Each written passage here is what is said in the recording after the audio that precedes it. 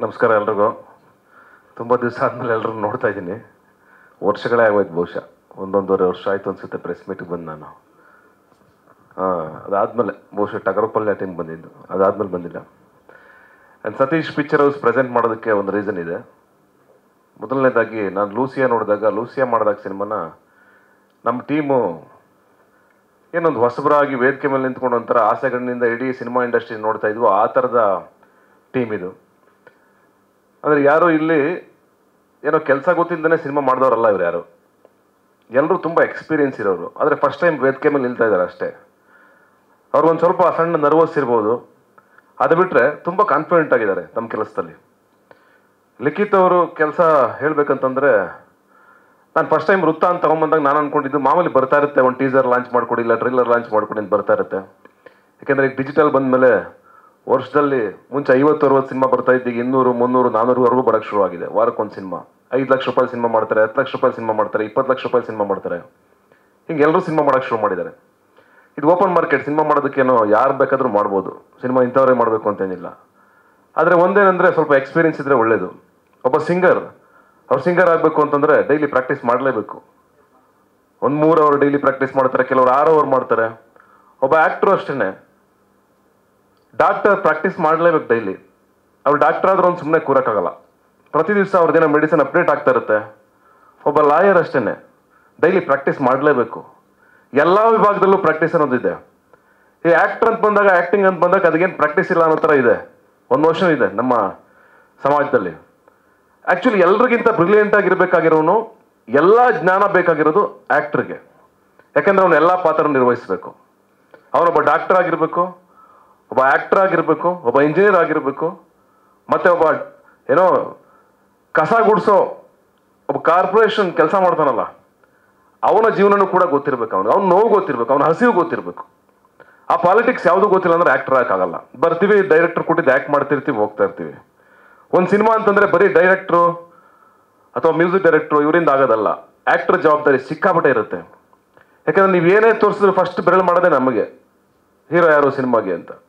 ಆ ಇಡೀ ತಂಡದಲ್ಲಿ ಏನಾಗಿದ್ರು ಯಾರು ಕೇಳಲ್ಲ, ಅದನ್ನ ಫಸ್ಟ್ ಕೇಳೋದೇ ಹೀರೋ ಮೇಲೆ. ಹಾಗಾಗಿ ಆ ಜವಾಬ್ದಾರಿ ಕಂಪ್ಲೀಟ್ಲಿ ಹೆಗಲ ಮೇಲೆ ಬೀಳುತ್ತೆ. ಆದರೆ ಇಷ್ಟು ಜವಾಬ್ದಾರಿನ ಈ ಜವಾಬ್ದಾರಿ ಅನ್ನೋದಿದೆಯಲ್ಲ, ಇದು ಬರೀ ಹೀರೋ ಮಾರ್ಕೆಟು ಅಥವಾ ಹೀರೋ ಲೈಫ್ಗೋಸ್ಕರ ಅನ್ನೋದಲ್ಲ. ಇದು ಅವನ ಜೀವನಕ್ಕೋಸ್ಕರ ನಾವೆಲ್ಲ ಸೇರಿ ಕಟ್ತಾ ಇದೀವಿ ಅನ್ನೋದಲ್ಲ ಇದು. ಯಾಕಂದ್ರೆ ಇಡೀ ಜಗತ್ತು ಗಮನಿಸ್ತಾ ಇರುತ್ತೆ. ಯಾರೋ 50 ರೂಪಾಯಿ ಕೊಟ್ಟು ರಾಯಚೂರು ಮೂಲೆಯಲ್ಲಿ ಕೂತ್ಕೊಂಡು ಸಿನಿಮಾ ನೋಡೋರು 50 ರೂಪಾಯಿನ ಕಷ್ಟಪಟ್ಟು ಕೆಲಸ ಮಾಡಿ ಅವನೊಂದು ಊಟ ಮಾಡ್ತಾನೆ ಬಿಡ್ತಾನೆ, ಸಿನಿಮಾಗೆ ಬಂದಿರ್ತಾನೆ. ಆ ಜವಾಬ್ದಾರಿ ನಮ್ಮ ಇಡೀ ತಂಡದ ಮೇಲೆ ಇರುತ್ತೆ. ಆ 50 ರೂಪಾಯಿ ಜವಾಬ್ದಾರಿ ಇರುತ್ತೆ ನಮ್ಮ ಮೇಲೆ. ಹಾಗಾಗಿ ಇಲ್ಲಿ ನಾನು ಗಮನಿಸಿದಾಗ ಹೀರೋ ಆಗ್ಬೋದು, ಹೀರೋಯಿನ್ ಆಗ್ಬೋದು, ಮೊದಲನೇ ಸಲ ನಿಮಗೆ ಈ ಥರ ಸಿನಿಮಾ ಸಿಗೋದು, you are very lucky seriously. ಯಾಕೆಂದರೆ ನೀವಿಬ್ಬರು ಅಷ್ಟೇ, ಎಲ್ಲರೂ ಅಷ್ಟೇ ಆ್ಯಕ್ಟರ್ಗಳು. ಯಾಕೆಂದರೆ ನಾವೆಲ್ಲ ಸಿನಿಮಾ ಬಂದಾಗ 1,000 ರೂಪಾಯಿ 2,000 ರೂಪಾಯಿ ಸಣ್ಣ ಪುಟ್ಟ ಪಾತ್ರ ಮಾಡ್ಕೊಂಡು ಅವ್ರ ಕೈಲಿ ತಲೆ ಮೇಲೆ ಹೊಡ್ಸ್ಕೊಂಡು ಬೈಸ್ಕೊಂಡು ಬಂದವರು. ಒಂದೇ ಸಿನಿಮಾದಿಂದ ಯಾರೂ ಹೀರೋ ಆಗೋಕ್ಕಾಗಲ್ಲ. ತುಂಬ ಜರ್ನಿ ಮಾಡಬೇಕು, 16 ವರ್ಷ ಜರ್ನಿ ಮಾಡಬೇಕು. ಒಂದು ಸಕ್ಸಸ್ಸಿಂದ ಏನೂ ಆಗಲ್ಲ. ನೀವು ನಿಂತ್ಕೋಬೇಕು ಅಂದರೆ ತುಂಬ ಏನೋ ಕಷ್ಟಗಳು ಬರುತ್ತೆ, ಸಂಕಟಗಳು ಬರ್ತವೆ, ಅವಮಾನಗಳು ಬರ್ತವೆ, ಇನ್ನೊಂದು ಬರುತ್ತೆ. ಎಲ್ಲನೂ ಫೇಸ್ ಮಾಡ್ಕೊಂಡು ಬಂದು ಒಂದು 10 ವರ್ಷ ಗಟ್ಟಿಯಾಗಿ ನಿಂತ್ಕೊಂಡ್ರೆ ಅಲ್ಲೂ ನೀವು ನಿಂತಿದ್ದೀರಾ, ಇನ್ನೂ ನಿಮ್ಮ ಸಿನಿಮಾ ಬರ್ತಾ ಇದೆ, ಇನ್ನೂ ನೀವು ಇದ್ದೀರಾ ಅಂತಂದರೆ ಅವತ್ತು ಸಕ್ಸಸ್. ಇವತ್ತಲ್ಲ, ಮೊದಲನೇ ಸಿನಿಮಾಗೆ ಸಕ್ಸಸ್ ಸಿಗಲ್ಲ. ನಿಮ್ಮ ಪ್ರಯತ್ನ ಅಷ್ಟೇ ಮೊದಲನೇ ಸಿನಿಮಾ. ಎಲ್ಲವೂ ಒಂದೇ ಸಿನಿಮಾದಲ್ಲಿ ಬರಲ್ಲ. ಆದರೆ ನಿಮ್ಮ ಕೆಲಸ ಅದ್ಭುತವಾಗಿದೆ, ನಿಮ್ಮ ಆಯ್ಕೆ ಅದ್ಭುತವಾಗಿದೆ, ವೆರಿ ಸೆನ್ಸಿಬಲ್ ಆಗಿದೆ. ಲಿಖಿತ್ ಡೈರೆಕ್ಟರ್ ಆಗಿ ಒಬ್ಬೊಬ್ಬರನ್ನು ಆಯ್ಕೆ ಮಾಡಿದಿರಲ್ಲ. ಈಗ 2500 ಪ್ರೊಫೈಲಲ್ಲಿ ನೀವು ನಮ್ಮ ಮಹೀರ್ ಅವ್ರನ್ನೇ ಆಯ್ಕೆ ಮಾಡ್ಕೋತೀರಾ ಅಂದರೆ ಯು ಆರ್ ವೆರಿ ಸೆನ್ಸಿಬಲ್. ಅವ್ರು ನೋಡಿದಾಗ ನಾನು ಫಸ್ಟ್ ಅದೇ ಹೇಳಿದ್ದು, ವಾಯ್ಸ್ ಕೇಳಿದ ತಕ್ಷಣ, ಅವ್ರ ಸ್ಕ್ರೀನ್ ಪ್ರೆಸೆನ್ಸ್ ನೋಡಿದ ತಕ್ಷಣ ಅದೇ ಹೇಳಿದ್ದು, ಒಂಥರ ಹಾಲಿವುಡ್ ಆ್ಯಕ್ಟ್ ಇದ್ದಂಗಿದ್ದಾರೆ ಇವರು ಅಂತಂದೆ ನಾನು. ಚೆನ್ನಾಗಿದ್ದಾರೆ, ವಾಯ್ಸ್ ಗೀಸ್ ಕಲ್ಚರ್ ಎಲ್ಲ ಸಖತ್ತಾಗಿದೆ, ಹೆಂಗೆ ಸಾಧ್ಯ ಅಂತಂದೆ. ಥಿಯೇಟರ್ ಮಾಡಿದ್ದಾರೆ 8 ವರ್ಷ ಅಂದರು. ಅದು ಪ್ರಾಕ್ಟೀಸ್ ನಾನು ಹೇಳಿದ್ದು.